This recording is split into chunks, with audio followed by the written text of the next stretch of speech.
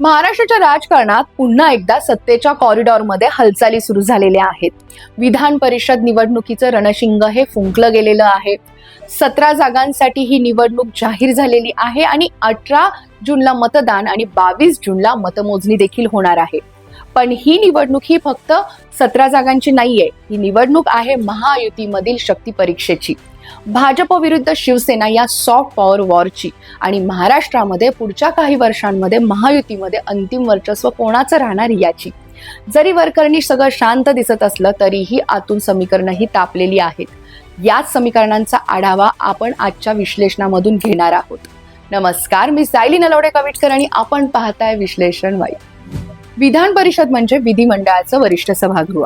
78 सदस्य असलेल्या या सभागृहात सदस्य अर्थात आमदार, पण हे आमदार जे आहेत हे थेट जनतेमधून निवडून येत नाहीत, तर काही सदस्य हे स्थानिक स्वराज्य संस्थांच्या मतदारसंघातून, काही शिक्षक आणि पदवीधर मतदारसंघातून, तर काही राज्यपाल नियुक्तीमधून येतात. सध्या आता ज्या 17 जागांसाठी जी निवडणूक होत आहे त्यातील या जागा या स्थानिक स्वराज्य संस्थांच्या मतदारसंघातील आहेत. म्हणजेच इथे मतदार हा सामान्य जनता नसून नगरसेवक, जिल्हा परिषद सदस्य, पंचायत समिती सदस्य असे स्थानिक सत्ता केंद्रांवरती प्रभाव असलेले प्रतिनिधी असतात. त्यामुळे ही निवडणूक ही केवळ लोकप्रियतेपेक्षा संघटन शक्ती आणि गणितांची असते. इथे भावना नाहीत, आकडे चालतात आणि या आकड्यांच्या खेळामध्ये सध्या महायुती अत्यंत मजबूत स्थितीमध्ये दिसते.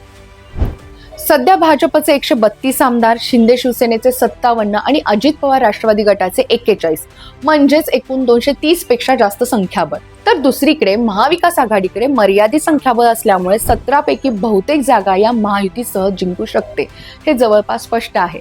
पण खरी स्टोरी इथे सुरू होते, कारण प्रश्न कोण जिंकणार हा नाहीये, तर कोण किती जागा जिंकणार हा आहे.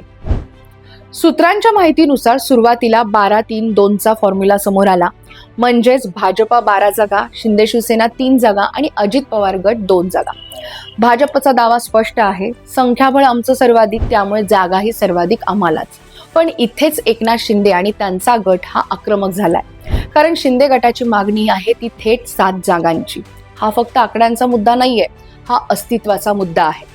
शिंदे गटाचं म्हणणं असं आहे की 2024च्या विधानसभा निवडणुकीमध्ये त्यांनी 57 जागा जिंकल्या आणि सरकारमध्ये उपमुख्यमंत्रीपद त्यांच्याकडे आलं आणि स्थानिक स्वराज्य संस्थांमध्येही त्यांचा प्रभाव हा वाढलेला आहे. मग त्यांना फक्त 3 जागा का? त्यांना माहिती आहे की विधान परिषद म्हणजे फक्त आजचं राजकारण नाहीये. इथे निवडून आलेले सदस्य हे तब्बल 6 वर्षांसाठी येतात. म्हणजेच पुढच्या अनेक वर्षांसाठी संघटन शक्ती, आर्थिक नेटवर्क, स्थानिक नेतृत्व आणि भविष्यातील चेहरे तयार करण्याची ही संधी असते. आणि त्यामुळेच शिंदे गटाला जास्त जागा हव्यात, कारण त्यांना अजूनही स्वतःची मूळ शिवसेना म्हणूनची जी ओळख आहे ती मजबूत करायची आहे. तर दुसरीकडे भाजपचा विचार हा अत्यंत स्ट्रॅटेजिक आहे. भाजपला माहीत आहे की जर शिंदे गटाला जास्त जागा दिल्या तर भविष्यात त्यांचा दबाव वाढेल. त्यामुळे भाजपचं धोरण अगदी स्पष्ट दिसतंय, ते म्हणजे सत्ता शेअर करू पण कंट्रोल भाजपकडेच राहिला पाहिजे. आता वळूयात देवेंद्र फडणवीस यांच्या राजकीय शैलीकडे. देवेंद्र फडणवीस यांची शैली आपण पाहिलेली आहे, अनुभवली आहे. ते समन्वय करतात पण नियंत्रण मात्र सोडत नाही. त्यामुळे भाजप 12 जागांच्या फॉर्म्युल्यावरती ठाम असल्याचं बोललं जाते आणि इथेच महायुतीतील खरी धुसफूस सुरू होतीये. कारण ही फक्त जागा वाटपाची चर्चा नाहीये, ही आहे भविष्यातील नेतृत्वाची चाचणी. माहिती अशी पण मिळतीये की शिंदे यांनी दिल्ली स्तरावरती चर्चा केल्याच्या बातम्या आहेत. याचा अर्थ शिंदे गटाला वाटते की महाराष्ट्रामध्ये त्यांना ज्युनियर पार्टनर बनवलं जाते आणि ही भावना जर वाढली तर भविष्यात मोठा संघर्ष देखील होऊ शकतो. विशेषतः विधानसभा जशी जवळ येईल तसा हा संघर्ष आणखीन तीव्र होईल. जर 7 जागांची मागणी पूर्ण झाली नाही तर काही ठिकाणी शिंदे गट हे स्वतंत्र उमेदवार देऊ शकतात अशी देखील चर्चा आहे. आणि ते झालं तर मतांचं विभाजन होईल, स्थानिक पातळीवरती बंडखोरी वाढेल आणि भाजपच्या काही जागा धोक्यात देखील येऊ शकतात. पण वास्तव हेही आहे की महायुतीचं संख्याबळ इतकं प्रचंड आहे की थोडीफार नाराजी झाली तरीही सत्ता धोक्यात येणार नाही. त्यामुळे हा संघर्ष युती तोडण्याचा नाहीये तर दबाव वाढवण्याचा आहे. या सगळ्या संघर्षामध्ये मात्र अजित पवार गट मात्र शांत दिसतोय, कारण त्यांना 2 जागांवरती त्यांनी समाधान मानल्याचं दिसतंय.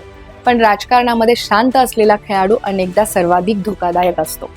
अजित पवार गट दोन्ही बाजूंशी संवाद ठेवू शकतो.